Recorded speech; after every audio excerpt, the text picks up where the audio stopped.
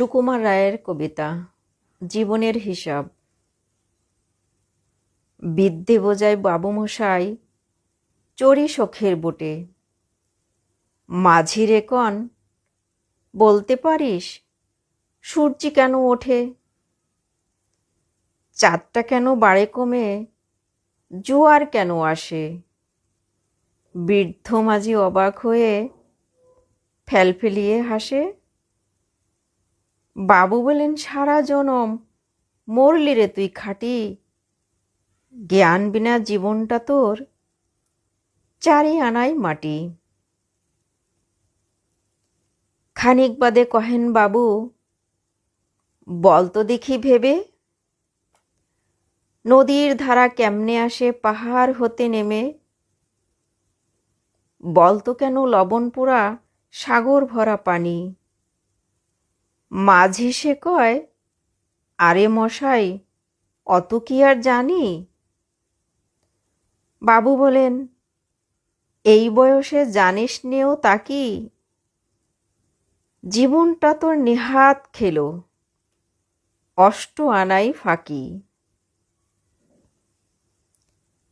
আবার ভেবে কহেন বাবু, বল তো ওরে বুড়ো, কেন এমন নীল দেখা যায় আকাশের ওই চূড়ো? বল তো দেখি সূর্য চাঁদে গ্রহণ লাগে কেন? বৃদ্ধ বলে, আমায় কেন লজ্জা দেছেন হেন? বাবু বলেন, বলবো কি আর, বলবো তোরে কি তা? দেখছি এখন জীবনটা তোর 12 আনাই বৃথা।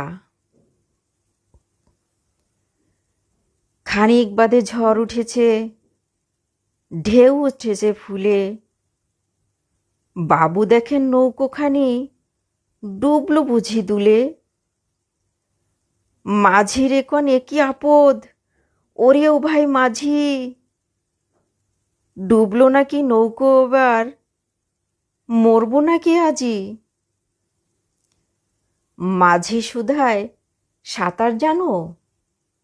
মাথা নাড়েন বাবু। মূর্খ মাঝি বলে, মশাই এখন কেমন কাবু? বাঁচলে শেষে আমার কথা, হিসেব করো পিছে। তোমার দেখি জীবনখানা 16 আনাই মিছে।